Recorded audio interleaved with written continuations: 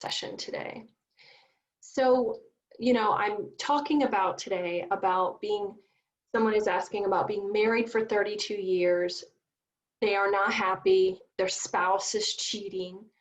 And they're living like roommates, separate rooms, and yet they're afraid to leave. So, firstly, it's they're calling it the gray divorce. Those that are married 25 to 30 plus years, that's actually the highest percentage of divorces that we're seeing right now, and they call it gray divorce. I know y'all don't like that. They could call it later in life divorce. That'd be a little bit friendlier name. But the truth is, the reason why so many people are getting married, divorced at that time, really is because you still have 25, 30 years left of your life. If you're in your 50s or 60s, many people decide, like, this is no longer working for me. I'm ready to move on. So there is, know that you're not alone, right? So I would ask you, like, what is the fear there? Is it the fear of the unknown? Because those people that have been in relationships, especially relationships where it is just not working and it's just a chore every day to wake up, they'll tell you, like, oh, it's so much better on the other side. I was so afraid to leave for so long, but now that I'm on the other side, yes, it was hard, but it was worth it, right? So if it's the fear of the unknown, I will say taking that initial step, taking the first step is the hardest. But when you get on the other side, you'll see how freeing it is. You won't have to walk on eggshells anymore. It's scary to start over. But what's scarier? Living another 30 years like you are with someone who's obviously not committed. They're having a relationship with someone else and you're just a roommate, right? Like, I will tell you, no one, like, leaves that, and, like, most of the time, actually not even most, all the time that people come out of those relationships, their biggest regret is that they didn't leave sooner, is that they waited and waited and waited, right? Because things aren't getting better. So they knew, oh, this is terrible, this is bad, but I'm just so afraid. So their biggest regret is often that they didn't do it sooner, that they waited so long. They could have had a happier life sooner. They could have been freer. So ask yourself if it's that, or ask yourself if it's something deeper, if it's fear of deeper issues. For many people, they have a fear of abandonment, and they stay in unhealthy relationships because the abandonment issues prevent them from leaving. So if that's true, that's something you need to look at as well, because no one wants to be in a relationship because they're afraid. They're afraid of being alone. So if that's what's preventing you from staying, that's something you've got to work on internally, because you're just going to repeat this behavior in the next relationship, and you're going to end up right with another partner who's going to do the same thing, unhealthy, and you miss the red flags and you end up in an unhealthy relationship. So, work on that, work on those deeper abandonment issues as well. Okay, so someone asked me about how to let go of the guilt and shame of divorce for my kids. I have kids that are 7 and 9, and I think he feels that the divorce is going to scar them for life and those types of things. Well, okay, firstly, kids are resilient. Setbacks are where we grow. The disappointments in life, the bad things that we go through actually make us stronger. And I think we underestimate, if you're a good parent, your kids are going to experience resilience, and they're going to be okay, and they're going to learn from it. So, I have to say, if you can reframe that, living in a relationship or a family where, the parents don't love each other, or the parents are hateful towards each other, or just as bad, cold and distant, you're modeling for them how marriage should look like, how a relationship should look like. So if you're staying in a relationship thinking that's for the kids, like I'm not going to leave this relationship for it's because it's kid. You're showing them how to have a marriage. You're showing them how to have a relationship. So that's not healthy. So reframing that, you're doing all this damage to them, like possibly you could be showing them a new way of living, a new way of having a relationship. I'll tell you, my biological father was an alcoholic. Well, thank God my mom left him. You think for 1 second I regret her divorce? Hell no. She remarried my stepdad, wonderful man. We're close to this day. I think it would have been way worse had she stuck it out. This is back in the dark ages, right? When women didn't get divorced. And I'm so glad she did, So, and I know that was difficult for her. But I think in the long run, I think as a child of divorce, I'm grateful that my mom stood up for herself and modeled for us a healthier relationship than what could have been. Again, I am guessing, I am surmising, but I can tell you he didn't change. He didn't change his drinking and stuff. So maybe reframing how you're looking at it. And listen, you've got to get closure on this and get acceptance on this and understand perhaps this divorce is triggering some unresolved issues in you, some unresolved abandonment in you, some unresolved rejection in you, like you feel like you're a failure. And so you need to resolve that, because I'm sure that this divorce is triggering that for you, and you might even be projecting that onto your children. So you want to model for them how you deal with setbacks. How do you deal with grief? How do you deal with loss, right? So if you are mired in shame and guilt, you're showing your children how to be. So you want to work through that. You want to show them, how to be strong and how to let go of those things, and not you sitting around saying, oh, I made a mistake and I'm such a bad person because I had a divorce. I'm such a bad, you want to model for them resilience and processing this grief and overcoming this, show them how this will make you stronger and make you better. Okay, so someone else asked, should I hire a CDFA or an attorney first? So this is kind of I know this person and they're a financial advisor. So I thought, good question, right? So I'm going to say neither, right? So I'm going to be a smart ass back. You should hire a divorce coach first. And here's why, because you need someone on your team. By the way, it's a good question, because I think that people mistakenly think that they should go out and hire an attorney first. And I've said this very often, it should not be the first step you take when you're contemplating divorce.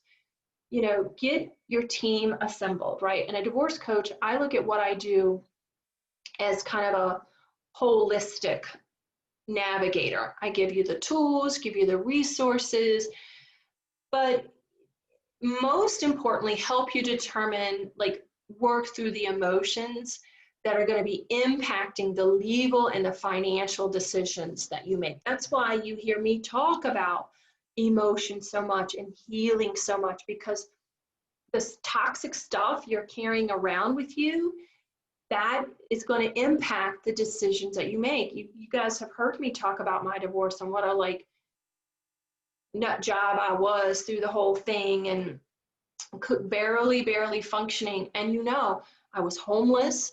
I lost all my financial credit, almost lost my job because I just wasn't even thinking straight. That was the only one kind of thing I had going for me at that time as a single mom. So I was like, come on, So, and I came out of it and I looked back and I was like, who the hell was that woman? I don't even recognize her, because I consider myself pretty smart cookie, very resourceful. I do my homework, and I didn't do any of that because, divorce brings out the worst in you.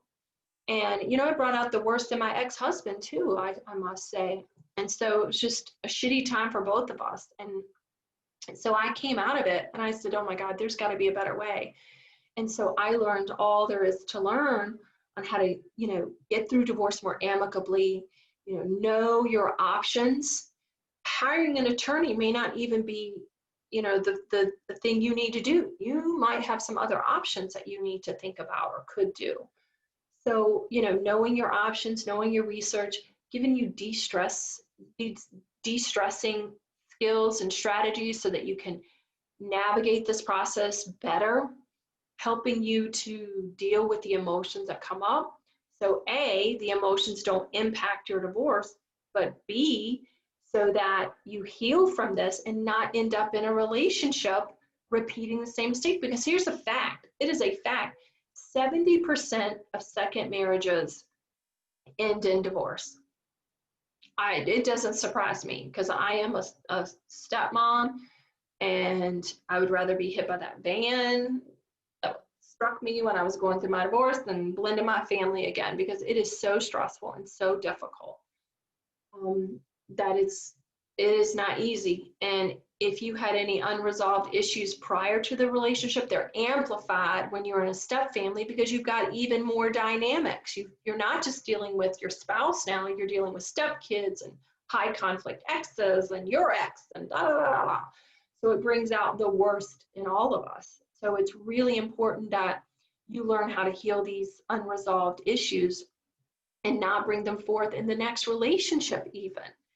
So should you hire a CDF and attorney? So I think you should hire a coach to help you, and that, here's one right here, so that you can navigate this process better. And again, he's right in that what people don't know is that you should be looking at other people to bring on your team, such as a financial advisor, possibly an attorney if you need one, possibly a mediator, maybe the right mortgage broker to help you figure out what to do with your home and those types of things.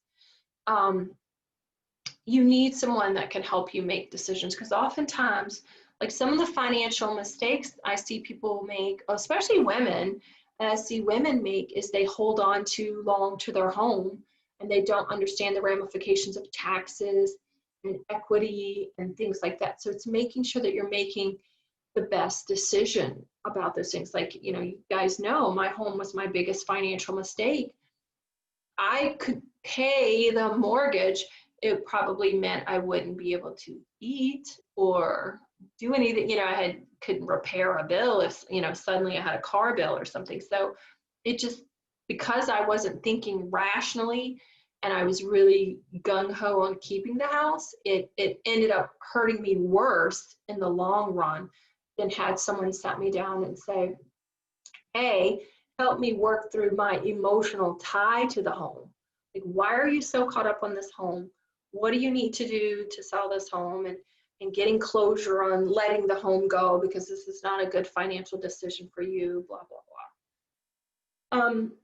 So, helping someone to work through that, and also giving the right resources so that okay, I need to talk to this person to know if this, like a financial planner, if I can even make payments on this home, or what if I refinance, what could I do? Those types of things. So having the right people on your team so that you make better informed decisions. And now my ex and I, we're friends, we support each other. His wife, his new wife, and I are very, very close. I know what it's like to be a stepmom, so I try to make her life as easy as possible and try to support each other. She's great to the kids. I'm super lucky. And I just wish, again, I wish we had gotten to this place sooner. I wish we hadn't had such a contentious divorce and we could have come to a better place sooner, because it's great having a partner. My ex-husband is my partner still in raising the kids. And that's another myth that people think about divorce. They think, oh good, I'm divorcing this guy, he'll be out of my hair. That is a myth. If you have kids together, your relationship is not ending, your relationship is changing. And if you had communication problems before when you're married, they're not going to get better now. Chances are they're going to get worse. So it's really important. And what I do in working with my clients is help them change how they communicate with their exes and look at their exes' triggers and look at their own triggers and determine what's a better, more constructive way to co-parent together. And it is possible. I think it's more possible than many people think. If they had the right tools, if they were looking at things through a different lens, it's more possible than you realize. I really do believe that more people could have more amicable post-divorce relationships, better co-parenting. And again, it starts during the relationship, during the divorce. If you can do some things during the divorce that set you up for a better relationship, co-parenting, that's better.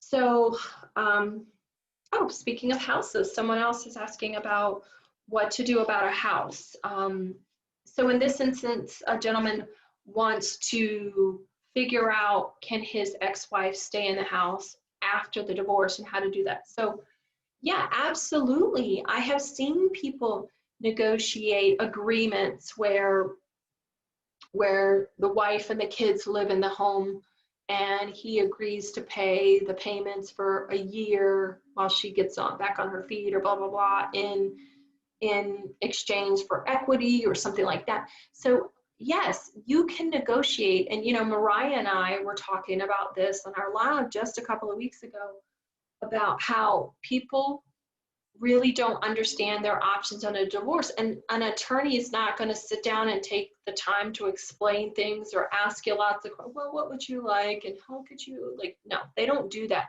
You are your boss's attorney, and it's your job to tell them what you want, right? And so if you and your ex want to work out a plan where you stay in the home for a year with the children so they don't have to move schools or blah blah blah, or you know, you wait a year and then you sell it and you guys split the equity, or however you want to do it, you can tailor your divorce to meet your needs. A lot of people don't understand that this is about you and this is your family, and you really really don't want strangers making the decisions for you and your kids. If you don't have to, if you can find a way to work out a way to resolve this so that you and your spouse can, ex-spouse, I should say, can come up with a way to navigate this better. That's better if you guys are making the decisions together. So I'm just checking to make sure there aren't any questions that I'm missing in the live. Okay, I feel stuck. Yeah. So I'm not sure if you saw us earlier that I gotta turn the volume down. I can hear my southern drawl. Ooh. All right, y'all. So yeah, so if you're feeling stuck, I talked about that earlier in the video. I don't know if you saw that, about, you know, perhaps it's fear of abandonment or fear of the unknown, and figuring out how to move yourself forward past that fear. Like I said, people don't regret usually their divorce. What they regret, you know, what they regret is not leaving sooner when they knew. Oftentimes, you allow the fear to overtake you. And that's why I said, like, that's why what I do is because so much of our emotions drive us, so much of our fears drive us. And if you can work through the fears and let go of the fears and navigate through this process better, it's better for everyone. And so if you're feeling stuck, you know, you need to ask yourself, is this my abandonment? And I talked about feeling lonely and how loneliness is really a symptom of something else that's wounded in you. Usually it's abandonment. And so you need to work through that. When you work through those issues, then you can make decisions about staying in the marriage or divorcing from a better place, from a less filtered place. So, okay, I'm not lonely anymore. Do I want to stay in this marriage? Is it working for me? And usually people know the answer within them. Usually they know they're not happy. Usually they know the relationship is unhealthy, and there's just a fear. And on the other side of fear is freedom. On the other side of pain is peace. So the thing is, ignoring it and distracting yourself and denying it doesn't make it go away. If anything, what I see in people that come to me and they're struggling in their marriage and they know they want to leave, but they're stuck, what happens is anxiety overtakes them. That is your body's way of telling you something's off, that you're not listening to yourself.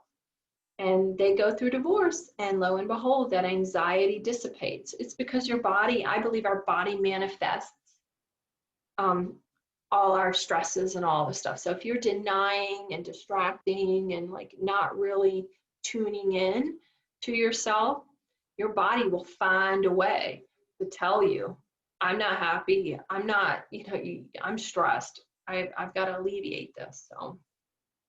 So I hope that was helpful. If anyone, if you have any more questions, I'm seeing the live feed now, and I'm seeing you guys on Zoom. So if you have any more questions, you can pop them in. Otherwise, I will see y'all next week. If not sooner, I've got another video. I've got a good one for you. So, all right. Okay. I'll talk to y'all later. Thank you.